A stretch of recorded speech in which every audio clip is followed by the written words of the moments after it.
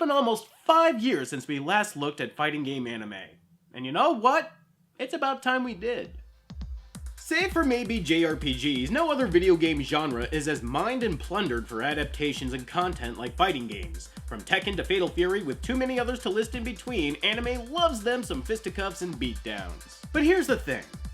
We play fighting games to fight, not necessarily for a story. Now, don't get me wrong, there is a reason why many a campaign mode exists in our favorite fighters, but competitive play is and always will be the highest priority among the fighting game community. You might care about the backstories of your favorite characters and the setting of the story of games like Darkstalkers and King of Fighters, but seeing as how the developers don't seem to care, how are we expected to? They're too busy upsetting competitive balance by introducing shark-jumping characters.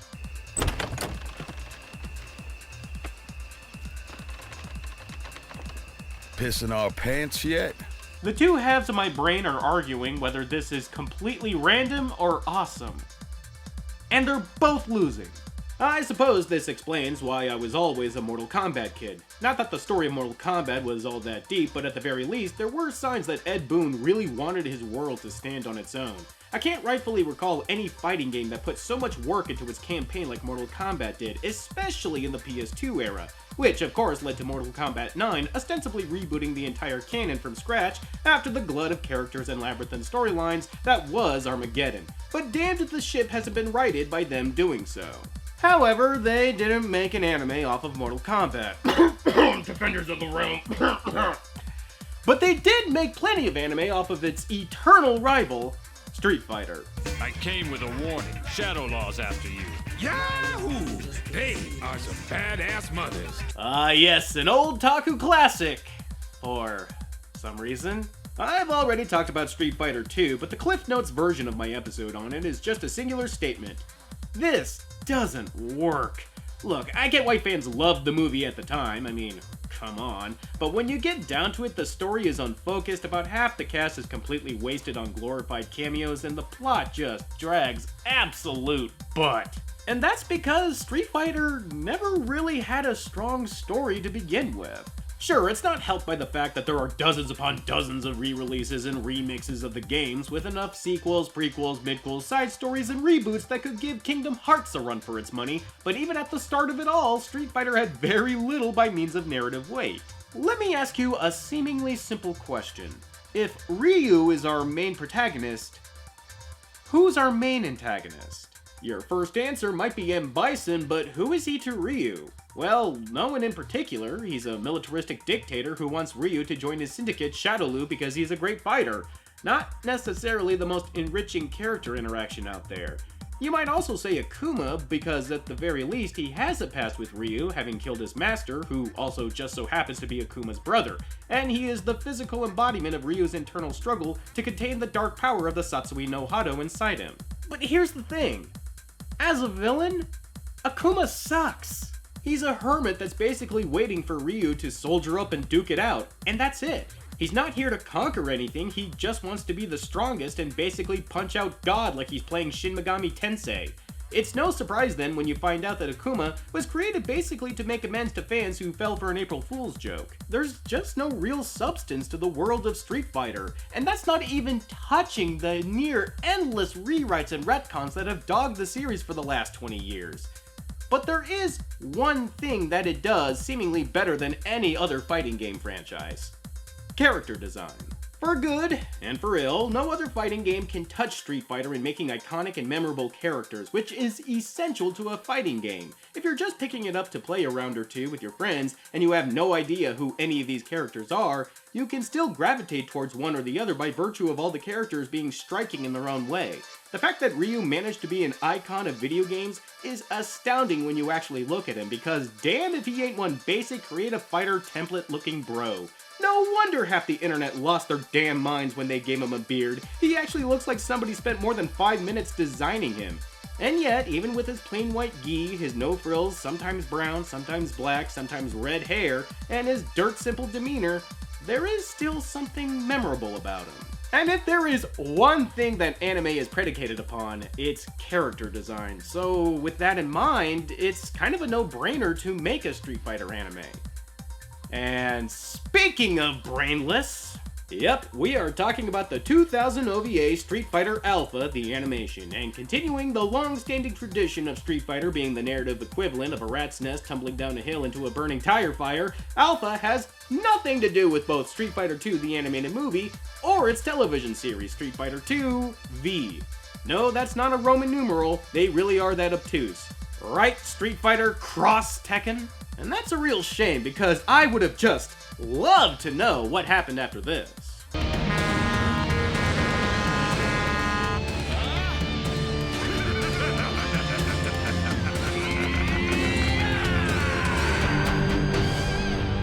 Alas, it was not meant to be.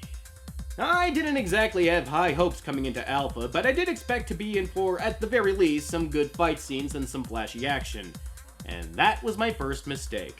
Meandering, pointless, and utterly confusing, Street Fighter Alpha is a chore of an anime to sit through in all sense of the word. What should be exhilarating is dull, what should be dramatic is laughable, and what should be watchable isn't. That is pretty much the long and short of it, but for those of you who need a little bit more detail, this is Street Fighter Alpha.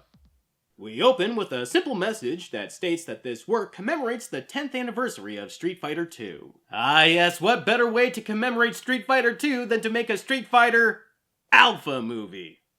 Well, I suppose it could be worse.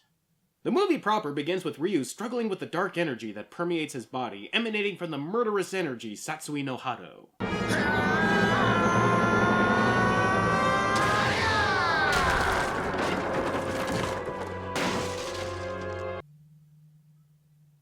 Gesundheit. And scene over! Time to check on Sakura! Someday I'm gonna go to America, and I'm gonna enter a hot dog speed eating competition. Then when I win, it'll be in the Guinness Book of World Records. Behold! Street Fighter! Nathan's edition. Yes, it's another disjointed, stuttering, start-and-stop paced mess we're dealing with here. And I despise this kind of animated review because it's not something I can readily show you. It's chaos doubling chaos, and I'm left holding the bag trying to keep everyone on track. So, if it seems like I'm a bit more annoyed than usual, that's why. And also because it sucks. So yeah, this is Sakura Kasagano, a Ryu fangirl who somehow was able to copy Ryu's fighting style without ever having trained under the tutelage of his master Goken. One might surmise that such a feat would mean Sakura is some kind of fighting wonderkind.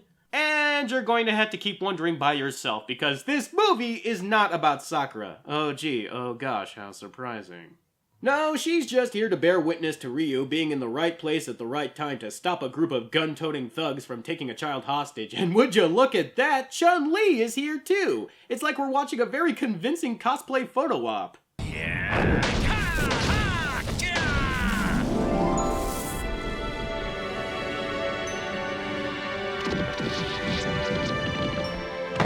Okay, usually fighting game anime can skirt by with their fight scenes, but this movie is just way too erratic. The animation itself can be fluid, but the direction, choreography, framing, and editing are all over the place. Sometimes the action is widely shot, so we can see Chun-Li's handstand twirling kick, and why this wasn't the spinning bird kick I don't know. But then we have Ryu, I think doing the hurricane kick, to I think this goon here, but I have no idea where Ryu is in relation to the goon, and I don't know why Ryu is suddenly above the goon after the delayed impact of the kicks. I know we don't expect a Street Fighter story to be coherent, but we sure as hell should expect the fights to be. Back in Interpol, Chun-Li and, her glorified man-purse rap on who the thugs were, as apparently they were Shadowloo agents that were helping to funnel funds to a Professor Sadler, a villain invented for the movie. Lame. And no, before you get your hopes up, there is no M. Bison in this movie. So why are these agents from Shadowloo again? Shadowlaw's backing Professor Sadler? Maybe my father's there too. Okay, I get it. It's so that Chun-Li has a reason to be here. And that reason is weaker than Taco Bell hot sauce. So you think your missing father might be with Sadler because he's associated with Shadowloo, the real reason why your father went missing. I'm pretty sure M. Bison also stopped at a Golden Corral at one point or another too. You think your dad might be trapped and having to subsist off a chocolate fountain? Only the best and brightest at Interpol.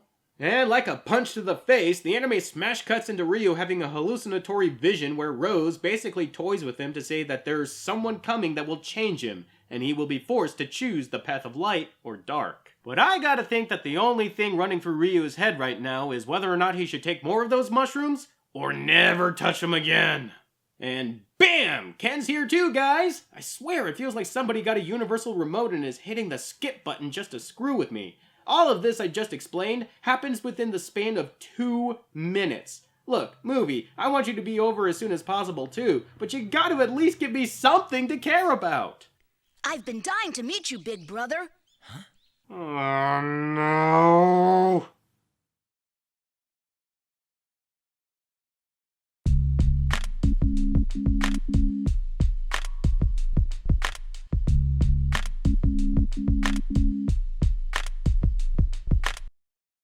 Yes, we're going there. Looks like Ryu has a little brother that tracked him down, with his only proof being a photograph of him and his mother with Ryu's name on it. That doesn't prove anything. Hell, he might not even be the right Ryu. And yeah, no one is buying it, even when the brat turns on the waterworks explaining that their mom died 6 months ago and that's why he left to go find Ryu.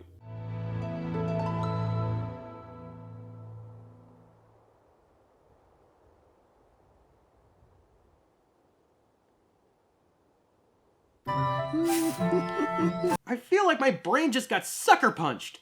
The editing in this movie is terrible. But you know what? It's a good thing that the movie insists on putting the spurs to the pace of the story, because we certainly need all the time we can get to see Ryu and the brat spar at the ocean pretending to be brothers. And I mean it too. Ryu doesn't buy for a moment that this kid is his brother, just like all of you out there. It's jumping ahead, but at the end of the movie, Ryu reveals as such to the kids, so yeah, these hallmark moments we're supposed to think are endearing? Complete waste of time. Yeah, isn't this supposed to be a Street Fighter movie? Shouldn't there be like a fighting tournament going on or something? And indeed there is. And wouldn't you know it, Sadler is rumored to be there. And finally, this movie is starting to act like it's supposed to. You know, instead of... Wait, awesome! Is this some kind of movie shoot? But I don't see any cameras. But we just can't seem to have nice things now, can we? As Ryu's recent struggles against the Satsui no Hado has him bowing out of the tournament, despite being pestered by the brat, and despite being hounded by Sakura, who is also trying to fend off some creeps.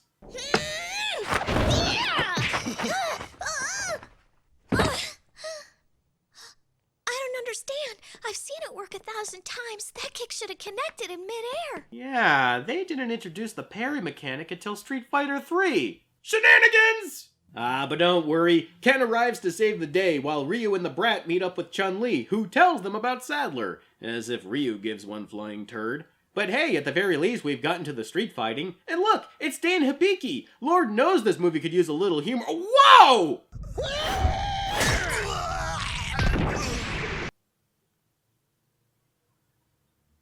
That guy might really be dead. And now the brat is fighting Zangief. How? Why?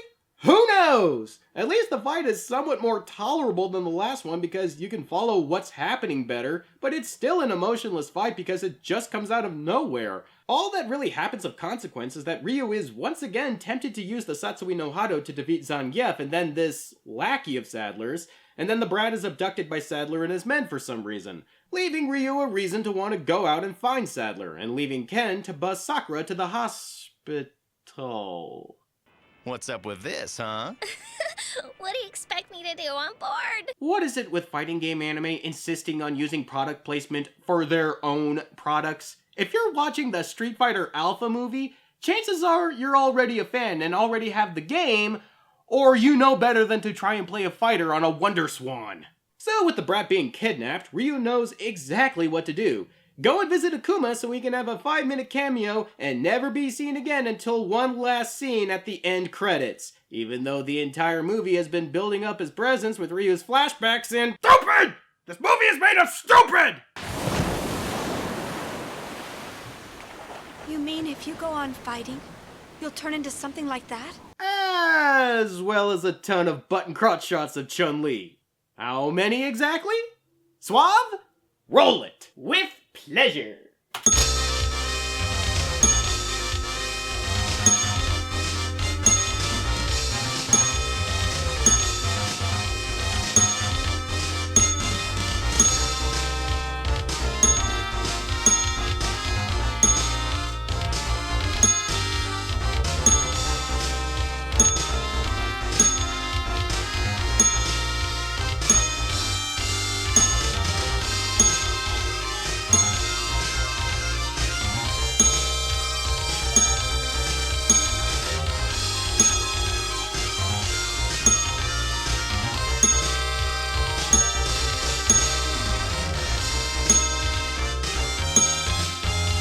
There's fan service, and then there's just being a psychopath. Look, I get why they did this. Woman's got gams that could make Jane Fonda jealous, but the framing of said gams is weirdly asexual. Most of the time she's just standing there with the camera not 4 inches from her, so it winds up looking clinical and not at all enticing. And that's if you can make out her body at all. If you were trying to titillate the fans, why would you frame her in such a way? It's like trying to get off with using an anatomy textbook. Heh, tell me about it. I've been trying to unlock that achievement for years. And that was not an invitation for you to talk. So, after Ken and Ryu have a pointless pissing match, the three set out for Sadler's Lab, which also just so happens to be hosting another fighting tournament. So that way the movie can have more pointless cameos with Birdie, Adon, Dalsim, Guy, Rolento, Sodom, and Dan? But Sensabean, I guess? And then when I take the final data... when I incorporate the data from your dark Hado, the world will grovel at my feet! You keep using the word. I don't think it means what you think it means. Yupper, seems that Sadler is holding a second tournament so that he can begin collecting their data, and this somehow means that it leaves the people he samples from a husk of their former self. I don't think that's how that works, but then again, how does that work? Sadly, it seems too late for Ryu to save the brat from such a fate, as he too is a withering, drained, and hollow shell. And thus we finally reach the last act, where it's basically one long, protracted fight between Ken, Chun-Li, and Ryu, and that nameless goon in Sadler. It just drags on, and on, and on, for 20 minutes. There's no emotional investment here. I mean, how can we if we don't even know this guy's name? So even though the characters are pulling off spectacular moves, you just can't bring yourself to care. I've never seen a movie so insistent on replicating the feeling of waiting in line at the DMV. The only part of this Tolstoy-length fight that's even remotely interesting is a brief moment where the goon tries to wishbone Chun-Li. Just... That's enough. I'm tired of playing with you. Hey, I'm still raring to go, you big overgrown Pinocchio! Good. I was hoping we could have some more fun. This movie is the anime equivalent of Uncle from Jackie Chan Adventures saying, "One more thing!" But the biggest middle finger that this movie has in store for us is that somehow the goon has the brat inside him like he was Quado from Total Recall. Like, how? How did the brat go from this hopelessly insane moppet here to being inside the goon? You can't just do that and expect anyone to care about your story. Setup, payoff, coherency. The basic building blocks of any narrative. You can't just hand-wave away the rules of storytelling by just saying fighting game anime. Ah, come on, Sage, it's Street Fighter. Yeah! The fight scenes are fast and awesome! I'd give the movie an 8! Savage, my friend, you are entering a world of pain. If you give this anime an 8, you are entering a world of pain. But the fights are cool! Has the whole world gone crazy? Am I the only one around here who gives a crap about the rules? Okay, let's just take it easy, man. You think I'm screwing around? Mark it 0! Fine, I give the enemy a 0. You happy, you lunatic?